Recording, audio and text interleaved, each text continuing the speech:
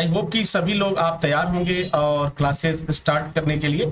चलिए आपसे कुछ क्वेश्चन करते हैं और फिर फटाफट मैं उस सफर पे लेके चलता हूं जिससे आपकी फिजिक्स बहुत आसान हो जाए।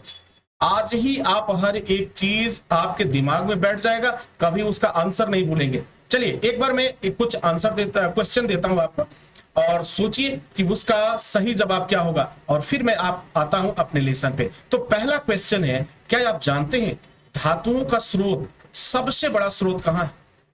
क्या आपको मालूम है अयस्क किसे कहते हैं? एल्युमिनियम के कितने अयस्क होते हैं, क्या जानते हैं? उनका नाम बताइए। आयरन के कितने अयस्क होते हैं, उनका नाम मालूम है आपको? नहीं? चलो सोचो, जिनको मालूम है वो भी, क्योंकि इसके बाद जो मैं डिस्कस करने जा रहा हूं इन्हीं सब चीजों पे डिस्कस करूंगा, एक एक चीज बताऊंगा। अधात्री का नाम सुना आपने? अधात्री क्या होता है? प्रगलन क्या होता है? भर्जन क्या कहते हैं? गालक क्या है? धातुमल क्या है? अम्लीय गालक क्या होता है? यार ये तो मैंने पहली बार सुना। अच्छा, एक क्षारीय गालक भी होता है। तो क्षारीय गालक, इस सब चीज होती क्या है? और एक सब तो आ गया एलिमिनोतापी की बात आ गई। ये क्या होता है भाई? ये कौन सा प्रोसेस होता है? धातुओं का शोधन भी होता है, ये कैसे होता है? बेसमरीकरण क्या होता है? अमलगमन क्या होता है? ये तमाम चीजें आपके लिए क्वेश्चंस हैं। इनका अगर अर्थ जानते हो, हर चीज अगर परफेक्ट हो, तो फिर इस वीडियो पे बिल्कुल रुकने की जरूरत नहीं है और आपसे बेहतर कोई हो ही नहीं सकता। लेकिन अगर इसमें से किसी भी क्वेश्चन का आंसर डियर स्टूडेंट्स अगर आपको मालूम नहीं है, तो फिर ये वीडियो आपके लिए लाभदायक हो सकती है, आपको जानकारी दे सकती है कि वास्तव में क्या है। दो शब्द आता है, एक अमलगम आता है और एक अमलगमन आता है।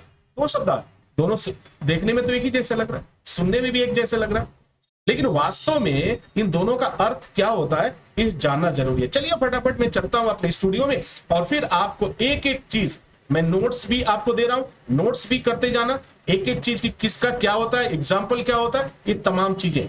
क्योंकि कोशिश ये हम लोगों की 99% प्लस का सफर आपको तय करना है। तो आई होप कि आप रेडी होगे, कॉपी पेन रेडी होगा। चलो चलते हैं अपने स्टूडियो में और पहले क्वेश्चन से शुरुआत करते हैं। Okay, welcome all of you dear students and my dear friends, welcome back once again. आज सारी चीजों को आप जान चुके होंगे, समझ चुके होंगे। चलिए आज समझेंगे धातु एवं अधातु के बारे में। धातु क्या होता है, अधातु क्या होता है। अभी इससे पहले मैं कुछ क्वेश्चन तो मैंने आपसे पूछा ही है और उस क्वेश्चन को आप समझ करके जवाब देंगे, तब तक कुछ सीखते हैं। ये कक्षा 10 के स्टूडेंट्स के लिए है, रसायन विज्ञान यानी साइंस से लिया गया है, विज्ञान से लिया गया है। और ये जो लेसन है धातु एवं अधातु, ये आपके रसायन विज्ञान की कैटेगरीज में आता है। तो इन तमाम बातों को आज हम जानेंगे और समझेंगे कि क्या होता है, कैसे होता है, तमाम बातें। क्योंकि मैंने आपसे वादा किया था और शुरू में मैंने आपसे कुछ क्वेश्चंस पूछा था, उन सभी क्वेश्चंस का जवाब आपको इसी क्लास में मिलेगा, इसी वीडियो में मिलेगा। ठीक है, चलिए क्वेश्चन नंबर जो पहला पूछा गया था उसको आप ध्यान में रखिएगा। लेकिन सबसे पहले हम ये जानने की कोशिश करते हैं कि क्या कभी आपने सोचा धातु किसे कहते हैं? ये धातु जिसे अंग्रेजी में आप क्या बोलते हैं, उसे मेटल बोलते हैं। तो मेटल किसे कहते हैं, व्हाट इज मेटल? अगर इस चीज की हम चर्चा करें और जिक्र करें तो हमारे दिमाग में, हमारे जेहन में बहुत सारी बातें सामने आती हैं। तो चलिए इसका आंसर क्या होता है उसे मैं आपको बताता हूं। बहुत ही स्वीट एंड सॉफ्ट आंसर होगा आपका। अब धातु के बारे में आप लिख सकते हैं, क्या है धातु क्या है। अगर इस तरह का कहीं क्वेश्चन आए, इस तरह की कहीं बात आए, तो आप सीधा सा जवाब जो देना है आपको लिखना है, एग्जाम में लिखिए, बहुत अच्छे मार्क्स आपके आएंगे। वे पदार्थ जो कठोर, चमकीले, आघातवर्ध्य, तन्य, ध्वनिक और ऊष्मा तथा विद्युत के सुचालक होते हैं, क्या कहलाते हैं? धातु कहलाते हैं। जैसे एग्जाम्पल देख लीजिए, आयरन है, कॉपर है, एल्यूमिनियम है। इन सब में जो है क्या होते हैं, ये पदार्थ कठोर होते हैं, चमकीले होते हैं। आघातवर्ध्य का मतलब होता है कि इनमें जो है अगर आप चोट पहुंचाई जाती है, इनको प्रेशर दिया जाता है तो ये क्या होते हैं, फैलते हैं। तन्यता होती है, इन्हें हम खींच के लंबे तार बना सकते हैं। ये ध्वनि उत्पन्न करते हैं और क्या करते हैं, ऊष्मा तथा विद्युत के सुचालक होते हैं। ठीक है, अब विद्युत, अब देखो जब जो विद्युत धारा बहती है किससे बहती है, उसमें जो वायर होता है आपका वो क्या होता है, आयरन के हो सकते हैं, एल्युमिनियम के हो सकते हैं, कॉपर के हो सकते हैं।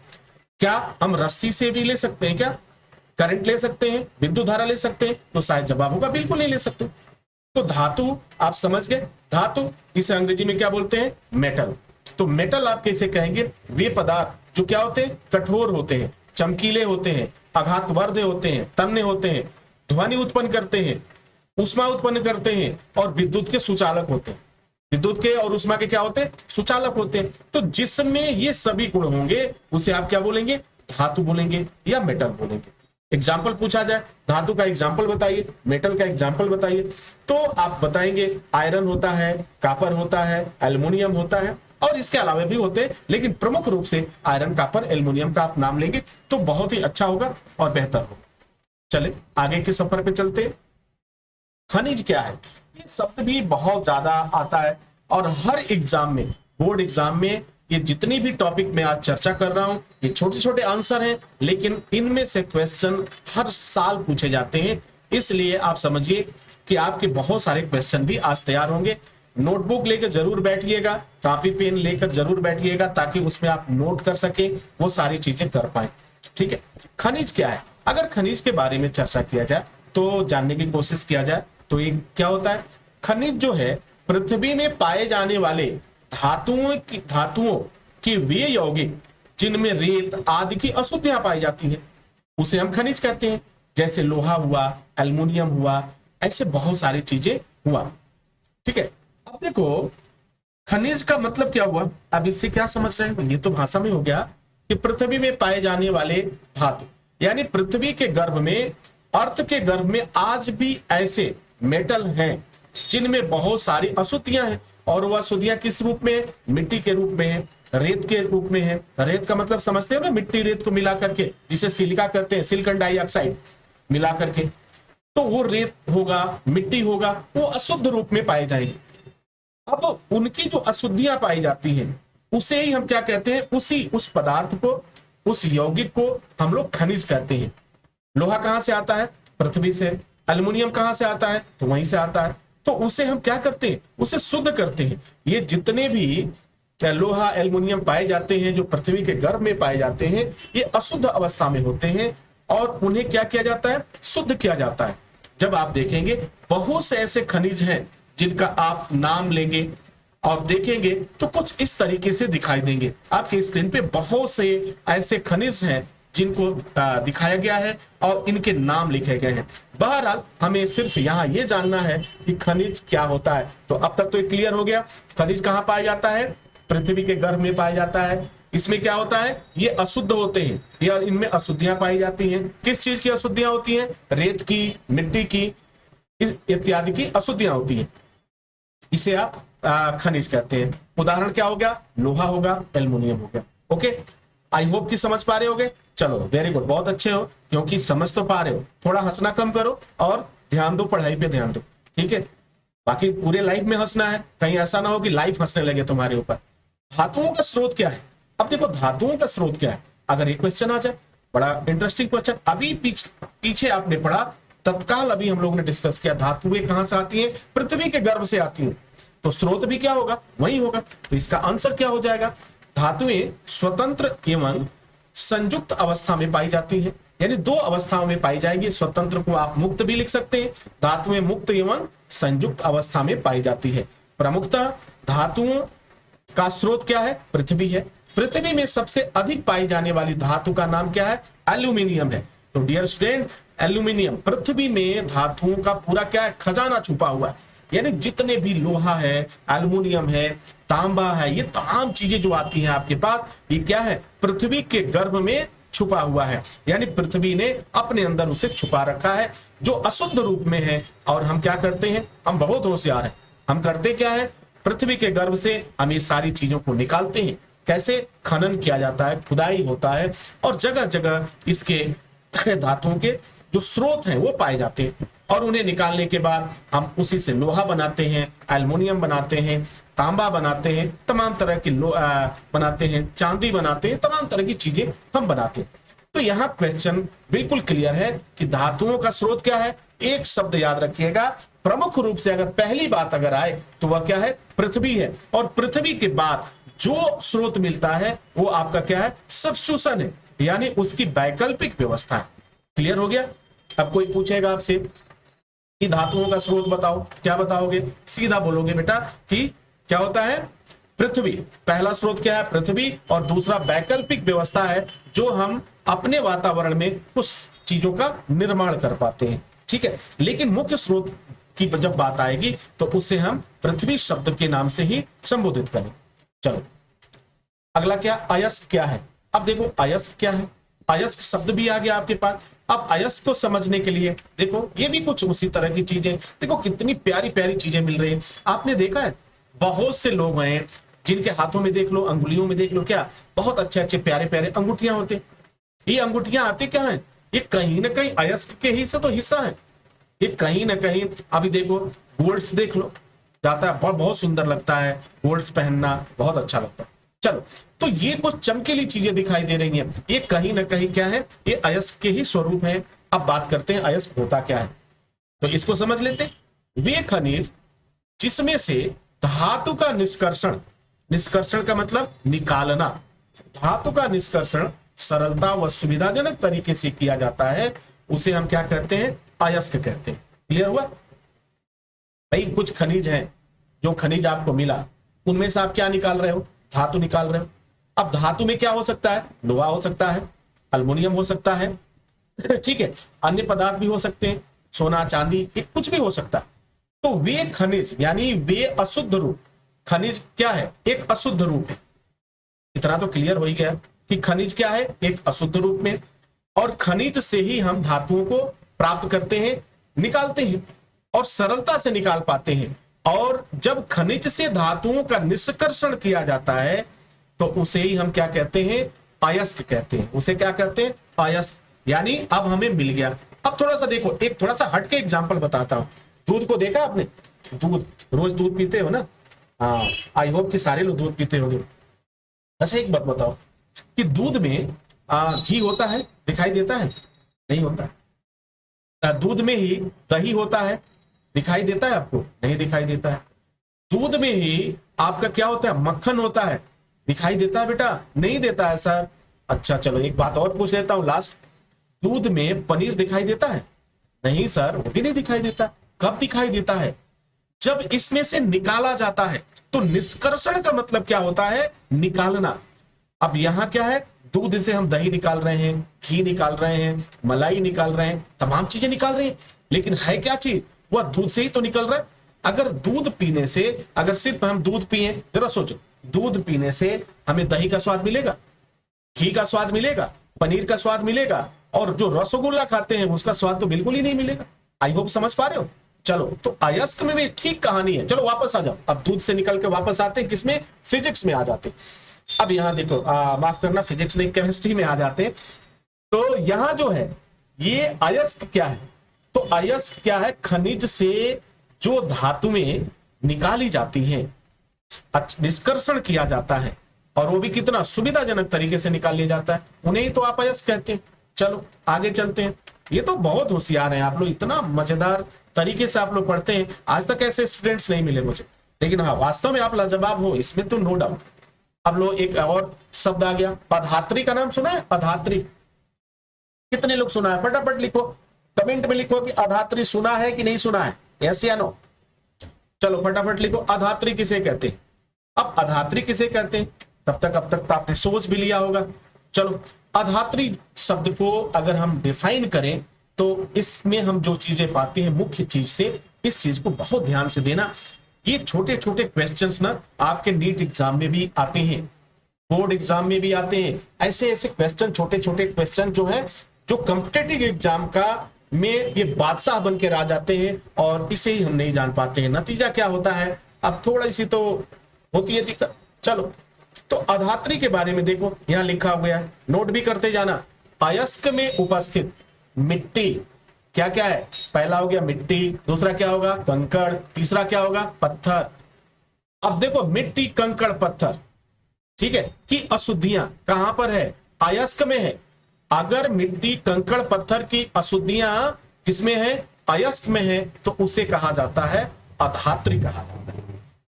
कैसे लिख सकते हो, बहुत ही नॉर्मल वे में लिख दोगे और स्वीट आंसर होगा आपका, अयस्क में उपस्थित मिट्टी, कंकड़, पत्थर आदि की अशुद्धियां अधात्री कहलाती है। क्या कहलाती है? अधात्री कहलाती है।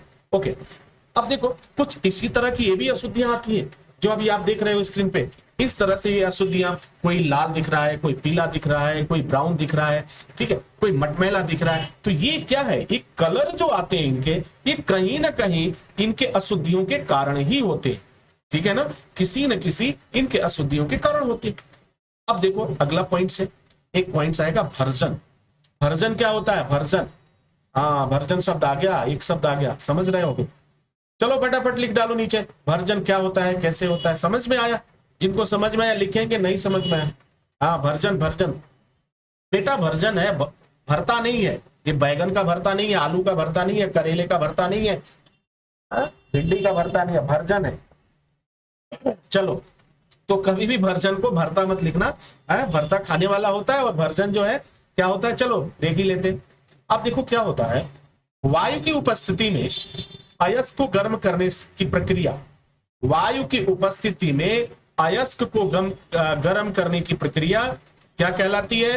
वर्जन कहलाती है। क्या कहलाती है?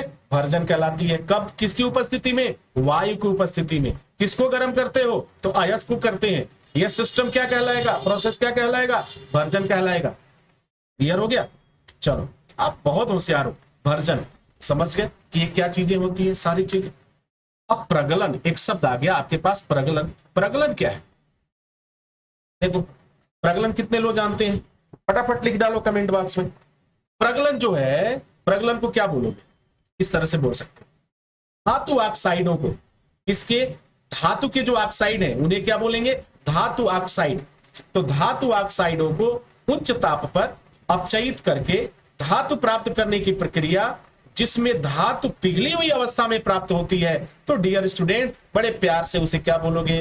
प्रगलन बोलोगे। क्या बोलोगे? प्रगलन। कुछ और पागल ओगल मत बोलना, पगलन ना, ये सब नहीं, प्रगलन। प में क्या है? र है। इस शब्द को ध्यान देना, ठीक है। एक लड़के ने लिखा पगलन। अब मैं परेशान हो गया कि पगलन क्या होता है, और डेफिनेशन दिया तो प्र शब्द नहीं लगा था, इसमें रो नहीं लगाया था, तो पगलन हो गया। अब पगलन का अर्थ क्या लगाओगे आप?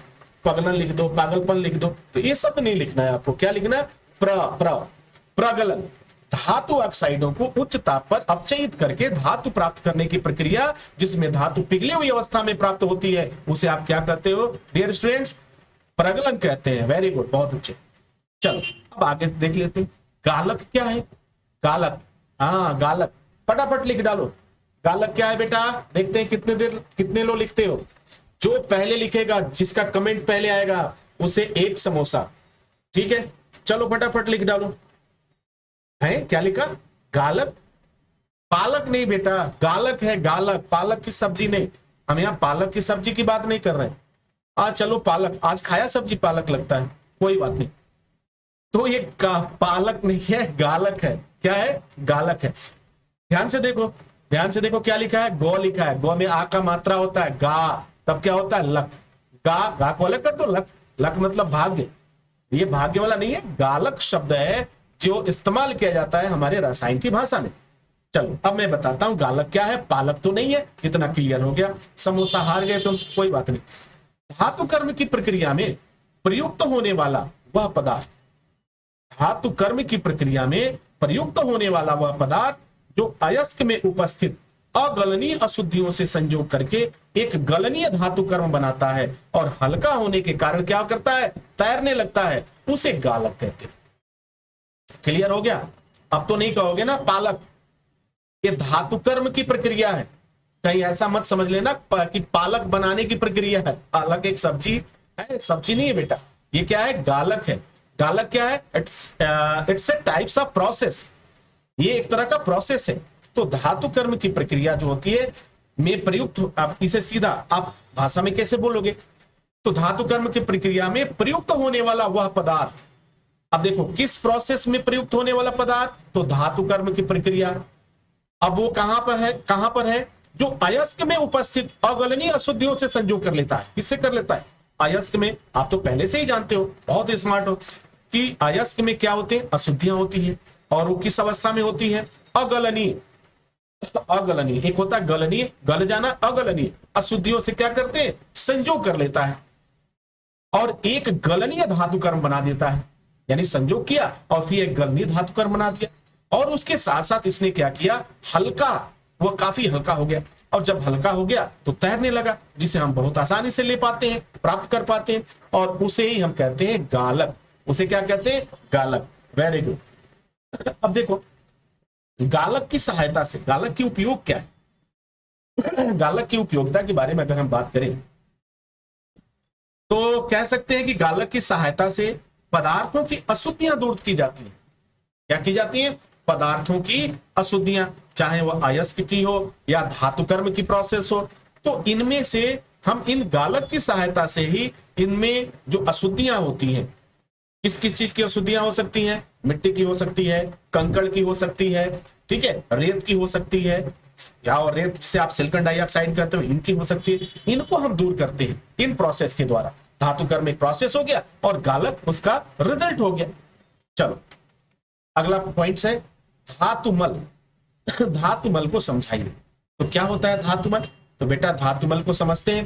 धातुमल को क्या कहेंगे भाषा में, देखो इसको हम कह सकते हैं कि अधात्री और गालक के साथ बना हुआ वह गलनीय पदार्थ जो धातु के ऊपर एक अलग सतह का निर्माण करता है, उसे हम क्या कहते हैं, धातुमल कहते हैं। उसे क्या कहते हैं, धातुमल कहते हैं। भाई देखो बड़ी बड़ी कंपनियों में जरा सोचो, बड़ी बड़ी कंपनियों में आप अक्सर आप देखते हो कुछ ना कुछ गलाया जाता है, कहीं कांच गलाया जा रहा है, कहीं लोहा गलाया जा रहा है, कहीं चांदी गलाया जा रहा है, कहीं सोना गलाया जा रहा है। ये क्या है, ये सब एक प्रकार का प्रोसेस है, और सब में जो है केमिकल रिएक्शंस हो रहे हैं, और उसी से ये सारी चीजें, ये शब्द वहीं से आ रहे हैं। जब इन सारी बातों को आप समझ लेंगे तो उन बातों को भी समझ लेंगे कि वास्तव में वहां हो क्या रहा, वास्तव में उसका प्रोसेस क्या है। तो अधात्री और गालक के साथ बना हुआ वह गलनीय पदार्थ जो धातु के ऊपर एक अलग सतह का निर्माण करता है, उसे आप क्या बोलते हो, धातु मल कहते हैं। अब दूसरा शब्द आ गया अम्लीय गालक। अम्लीय गालक के रूप में देखो क्या होता है। अम्लीय गालक किसे कहोगे, वे गालक जो अम्लीय ऑक्साइड जैसे सिलिकॉन डाइऑक्साइड और क्षारीय अधात्री जैसे कैल्शियम ऑक्साइड आदि से क्रिया करके धातुमल बनाते हैं, उन्हें हम क्या कहते हैं, अम्लीय गालक कहते हैं। क्लियर हो गया। तो अम्लीय गालक समझ में आ गया। अम्लीय गालक वह होगा जो अम्लीय ऑक्साइड होंगे, और क्या होंगे, अम्लीय ऑक्साइड के अलावा क्षारीय अधात्री होंगे, और ये दोनों क्या करेंगे, क्रिया करेंगे, आपस में अभिक्रिया करेंगे, और अभिक्रिया करने के बाद क्या बना देते हैं, धातुमल बनाते हैं। और इन्हें ही हम क्या कहते हैं, जब ये धातुमल हमें प्राप्त होता है तो इन्हें ही हम कहते हैं अम्लीय गालक। क्या बोलते हैं, अम्लीय गालक। ओके चलो अब क्षारीय गालक। अब क्षारीय गालक क्या है, ठीक उसके विपरीत। अगर क्षारीय गालक की बात करेंगे ठीक उसके विपरीत है बेटा। तो क्या होगा, अब देखो जब क्षारीय ऑक्साइड, क्या होगा, जब क्षारीय ऑक्साइड अम्लीय अधात्री से, देखो यहां उल्टा हो गया, वहां पर क्या था, अम्लीय ऑक्साइड था, यहां क्या आ गया, क्षारीय ऑक्साइड आ गया। तो जब क्षारीय ऑक्साइड अम्लीय अधात्री से संयोग करके धातुमल बनाते हैं तो इसे हम क्या कहते हैं, क्षारीय गालक कहते हैं। गुड, तो समझ पा रहे हो। अब देखो धातुओं का शोधन, एक शब्द और आ गया हमारे पास। धातुओं का शोधन क्या है, तो धातुओं का शोधन क्या है, इसे समझने के लिए हम कह सकते हैं अशुद्ध धातु से शुद्ध धातु प्राप्त करना। बहुत सीधा सीधा सा जवाब है। अशुद्ध धातु से शुद्ध धातु प्राप्त करना धातुओं का शोधन कहलाता है। धातुओं का क्या कहलाता है, शोधन कहलाता है। शोधन का मतलब क्या होता है, फिल्टर, जिसे फिल्टर किया गया, बिल्कुल उसे शुद्ध किया गया, शोधन किया गया। चलो अगला पॉइंट आएगा बेसमरीकरण। बेसमरीकरण क्या कहते हैं। अब बेसमरीकरण क्या होता है बेटा, सोचो जरा फटाफट, कितने लोग जानते हैं, सुना होगा पिछली क्लास में, सुना था, नहीं सुना था, हाँ चलो लिख डालो, देखते हैं बेसमरीकरण। हाँ कितने लोग देखा, समझ में आया, नहीं, चलो अब देखो बेसमरीकरण है, ध्यान से समझना इस शब्द को, कहीं ऐसा ना हो कि तुम भी उस स्टूडेंट के जैसे लिख देना। क्या लिख देना, बेशर्मीकरण। तो बेशर्मीकरण नहीं है ये क्या है, बेसमरीकरण। इस बात पे मैं जोर बार बार दे रहा हूं क्योंकि एक स्टूडेंट्स ने एग्जाम में लिखा था बेशर्मीकरण किसे कहते हैं, तो बेशरम, तो बेशरम से बेशर्मीकरण हो गया। तो डियर स्टूडेंट इस शब्द को, चूंकि शब्द उससे मिलता जुलता है तो बच्चे जाने अनजाने में गलती कर जाते, तो आपको क्या लिखना है, बेसमरीकरण है। क्या है, बेसमरीकरण है, न कि बेशर्मीकरण। बेशर्मी शब्द नहीं बोलना, क्या बोलना, बेसमरी। क्लियर हो गया। चलो अब इसे मैं बताता हूं।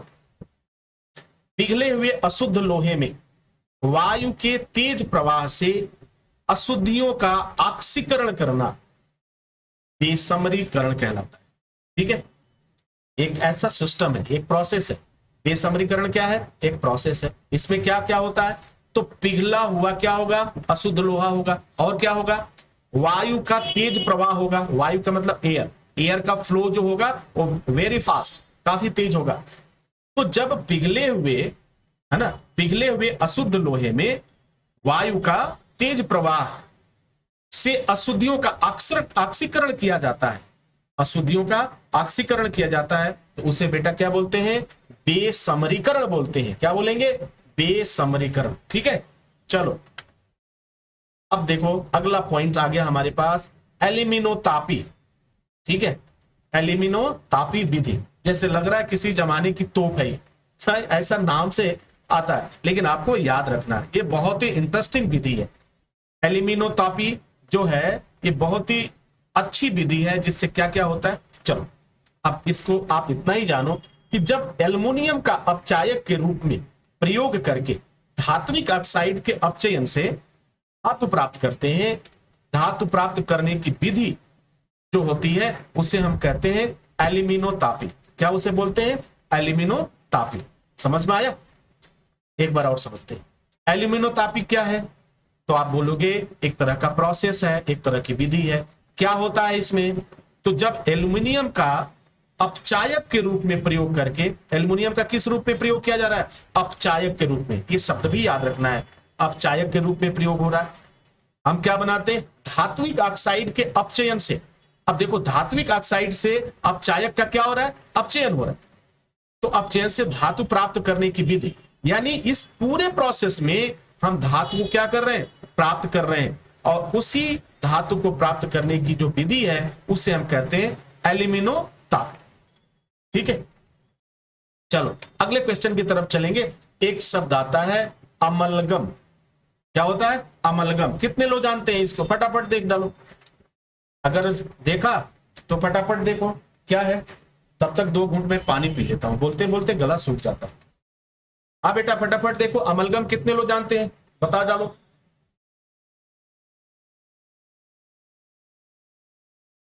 हाँ भाई क्या आ गया, अमलगम।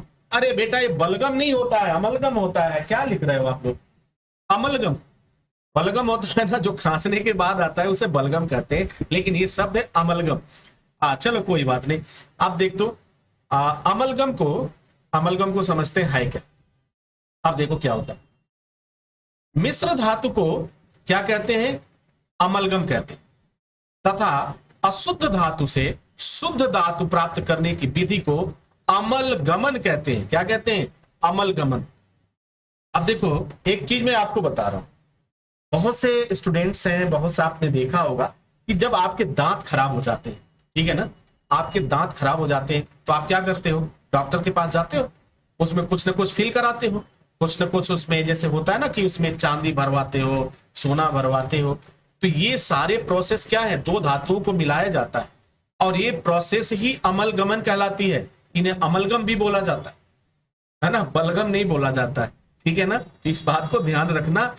अब अमलगम, अमलगम क्या हो गया, सीधा एक शब्द बोलो, मिश्र धातु, यानी 2 या 2 से अधिक धातुएं जब आपस में मिलती हैं तो उसे हम मिश्र धातु कहते हैं, और मिश्र धातु को हम अमलगम कहते हैं। मिश्र धातु का मतलब 2 धातु तो होगी, ठीक है, कहीं मान लो सोना हो गया, कहीं कुछ और चीजें हो गई।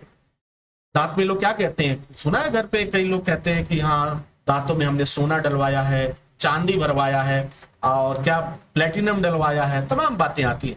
ये सब क्या है, यही अमलगम। और इसकी जो प्रोसेस होती है, इसकी जो प्रोसेस होती है वो क्या कहलाती है, अमलगमन कहलाती है। तो मैंने समझाने के लिए सारी बात बताया, तो इस बात को याद रखना, बलगम वगैरह शब्द कहीं नहीं लिखना है। ठीक है, अब देखो मिश्र धातु, मिश्र धातु समझ ही गए, 2 या 2 से अधिक धातुओं का समांगी मिश्रण, यानी एक बराबर 2 हिस्सों को मिलाया गया है आपस में, और उसी मिश्रण को हम क्या कहते हैं, मिश्र धातु कहते हैं। क्लियर हो गया? अब देखो ये चीजें क्लियर हो गई। अब आगे मेरे पास एक शब्द और आ गया, धातु कर्म किसे कहते हैं? हाँ, धातु कर्म किसे कहते हैं? तो धातु कर्म के बारे में जैसे लग रहा है नाम से कुछ क्लियर हो रहा है, कुछ ना कुछ प्रोसेस की बात कर रहा है क्या? देखते हैं। धातु कर्म, अयस्क से धातु का निष्कर्षण क्या है? देखो विधि तो है, अयस्क से धातु का निष्कर्षण की विधि धातु कर्म कहलाती है। क्या कहलाएगी बेटा? धातु कर्म कहलाएगी। ठीक है, अब देखो थोड़ा और आगे बढ़ेंगे। एल्युमिनियम के अयस्क, अब ये एग्जाम में भी पूछा जाता है, एल्युमिनियम के अयस्क के नाम बताइए। तो एल्युमिनियम के जो प्रमुख अयस्क हैं उनका नाम है बॉक्साइट, दूसरा नाम है क्रायोलाइट। ठीक है, आप लिख सकते हो एल्युमिनियम के प्रमुख अयस्क बॉक्साइट और क्रायोलाइट के नाम से जाना जाता है।